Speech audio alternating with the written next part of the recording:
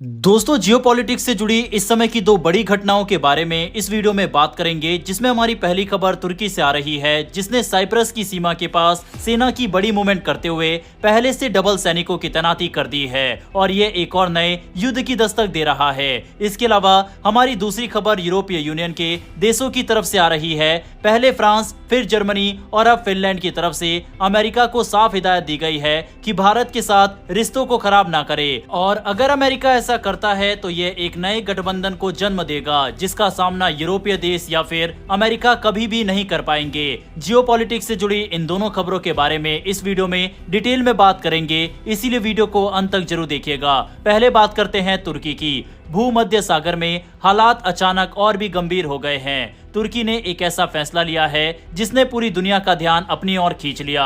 अभी तक उत्तरी साइप्रस में तुर्की के करीब 40,000 सैनिक मौजूद थे, लेकिन अब अंकारा ने घोषणा की है कि वह इस संख्या को 1 लाख से भी ज्यादा कर देगा। यानी 1974 के बाद पहली बार इतनी बड़ी सैन्य मौजूदगी इस क्षेत्र में देखने को मिलेगी। तुर्की ने इसे एक रक्षात्मक जरूरत बताया है और कहा है कि ये कदम इजरायल से बढ़ते खतरे के जवाब में उठाया गया। लेकिन असल मायनों में ये सिर्फ रक्षा नहीं बल्कि तुर्की की एक बड़ी रणनीति का हिस्सा है। ये रणनीति है ब्लू होमलैंड यानी नीला वतन डॉक्ट्रिन, जिसके तहत तुर्की भूमध्य सागर और एजियन सागर में अपने अधिकार और नियंत्रण को मजबूत करना चाहता है। तुर्की के इस कदम का मतलब है कि उत्तरी साइप्रस अब सिर्फ एक बफर जोन नहीं रहेगा, बल्कि तुर्की का एक स्थायी सैन्य अड्डा बन जाएगा। यहाँ से तुर्की न सिर्फ जमीनी स्तर पर बल्कि समुद्र, हवा और ऊर्जा संसाधनों पर भी नियंत्रण बनाने की कोशिश करेगा। ये फैसला ऐसे समय पर आया जब गाजा में युद्ध अभी जारी है। इजरायल ने भूमध्य सागर में अपने नौसैनिक और वायु मौजूदगी को और मजबूत कर ली है, और नेटो पहले से ही तुर्की की स्वतंत्र और आक्रामक नीतियों से परेशान है।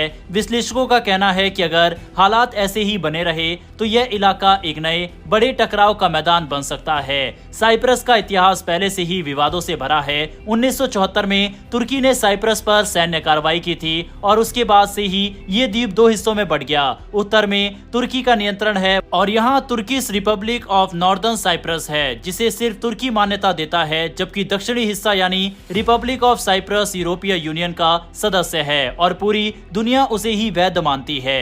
पिछले कुछ सालों में हालात और भी जटिल हो गए हैं, क्योंकि भूमध्य सागर में बड़े पैमाने पर गैस के भंडार मिले हैं। इन गैस संसाधनों पर तुर्की, ग्रीस, साइप्रस, इजरायल और मिस्र जैसे देशों की नजर है। यही वजह है कि अब हर कोई अपने हितों को सुरक्षित करने के लिए नौसैनिक और हवाई ताकत झोंक रहा है। वहीं अब जब तुर्की अपने सैनिकों की संख्या दोगुना से भी ज्यादा करने जा रहा है, तो इसका मतलब केवल ज्यादा सैनिक भेजना ही नहीं, साथ ही यहाँ पर नए air defence system, drone, cruise missile और बैलिस्टिक मिसाइलें भी तैनात की जाएंगी। बताया जा रहा है कि तुर्की टाइफून नाम की शॉर्ट रेंज बैलिस्टिक मिसाइलें भी यहां ला सकता है, जिनकी रेंज 500 किलोमीटर से ज्यादा है। इसका मतलब यह है कि अगर इन्हें उत्तरी साइप्रस में तैनात कर दिया जाए तो इजरायल के कई शहर और गैस प्लेटफॉर्म सीधे निशाने पर होंगे।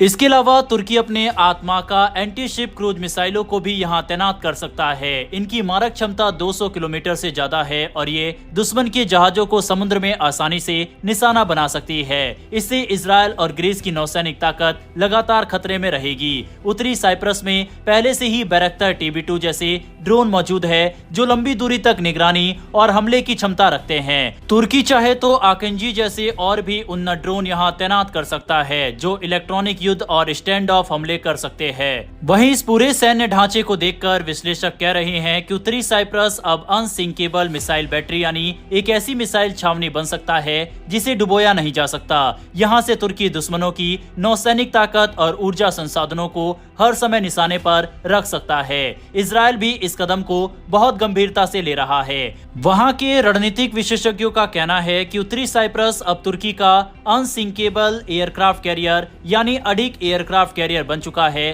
कई इजरायली विशेषज्ञ ग्रीस और साइप्रस के साथ मिलकर उत्तरी हिस्से को आजाद कराने की मांग तक कर रहे हैं। वहीं भूमध्य सागर में बनी इस स्थिति का फायदा भारत को मिल सकता है। साइप्रस अब अपनी सेना को और मजबूत करने के लिए भारत से आधुनिक हथियारों की डिमांड कर सकता है, और यही चीज ग्रीस भी करने वाला है, जिससे भारत के हथियार आगे चलकर और भी ज्यादा बिकने वाले हैं। बहरहाल बढ़ते हमारी दूसरी खबर की तरफ, फिनलैंड के राष्ट्रपति अलेक्जेंडर स्टब ने हाल ही में बयान दिया है कि अगर यूरोप और पश्चिम यानी वेस्ट अपनी विदेश नीति को और अधिक सहयोगी और सम्मानजनक नहीं बनाएंगे तो उनका वैश्विक प्रभाव कम हो जाएगा। उन्होंने साफ कहा कि पश्चिम को अब ग्लोबल साउथ यानी भारत जैसे देशों के साथ रिश्ते मजबूत करने होंगे, वरना आने वाले वक्त में पूरी दुनिया की राजनीति बदल जाएगी। स्टब ने यह बयान लिथुआनिया के राष्ट्रपति गिटानस नौसेदा के साथ एक प्रेस कॉन्फ्रेंस में दिया। उन्होंने कहा कि चीन में हाल ही में हुई संघाई सहयोग संगठन यानी एससीओ समिट इस बात की याद दिलाती है कि ग्लोबल साउथ अब एक बड़ी ताकत बन चुका है। उनकी बातों का सीधा संदेश अमेरिका की ओर भी था।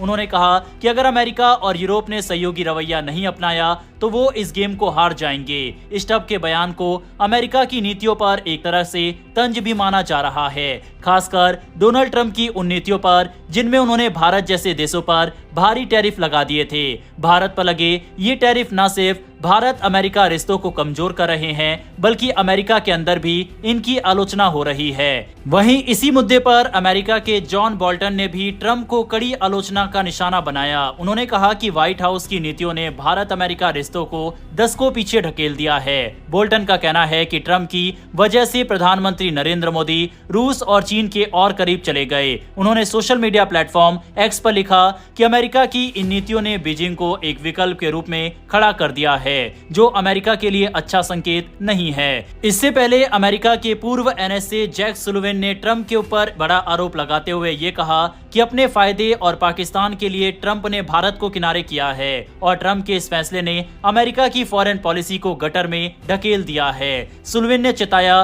कि भारत अमेरिका का स्वाभाविक साझेदार है, खासकर तकनीक, आर्थिक सहयोग और चीन के खिलाफ संतुलन के मामले में। उन्होंने कहा कि अगर अमेरिका भारत को किनारे करता है तो अन्य मित्र देश भी ये संदेश पाएंगे कि अमेरिका पर भरोसा करना जोखिम भरा है। जर्मनी, जापान या कनाडा जैसी अन्य शक्तियां सोचेंगी कि ये स्थिति उनके साथ भी हो सकती है। इससे अमेरिका के प्रति भरोसा कमजोर होगा। सुलिवन ने जोर दिया कि अमेरिका की ताकत हमेशा ये रही है कि हमारे मित्र हम पर भरोसा करते हैं और हमारी बात का अर्थ होता है। अगर ये भरोसा टूटता है तो अमेरिका की वैश्विक स्थिति कमजोर हो जाएगी। साफ है दोस्तों, इस समय डोनाल्ड ट्रंप चारों तरफ से घिर चुके हैं। उनके ऊपर दुनिया भर के देशों के द्वारा अब प्रेशर बनाना शुरू कर दिया गया है कि भारत के साथ रिश्तों को खराब न किया जाए, नहीं तो अमेरिका के साथ साथ ये बाकी देशों के लिए भी बड़ा झटका होगा। खुद रूस के राष्ट्रपति पुतिन ने भी चीन के अंदर ये बयान दिया कि भारत और चीन जैसे देशों को नजरअंदाज करना या फिर उनके खिलाफ इस तरह की बयानबाजी या टैरिफ लगाना